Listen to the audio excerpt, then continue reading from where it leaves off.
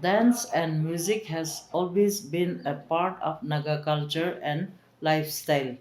Every tribe has their own forms and style of dancing. There are many talented dancers across Nagaland, and lately we see an enormous growth of dancers. Recognizing this capacity, the Social Welfare Department planned this platform to showcase their talent form of this competition.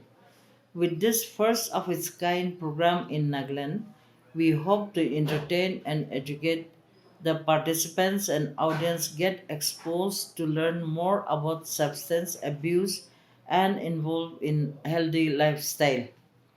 Today I launched the first Nagaland online dance battle competition under the theme Get High on Dance, Not on Drugs, sponsored by the Department of Social Welfare, Government of Nagaland in collaboration with Kripa Foundation and Music A Nagaland. Thank you.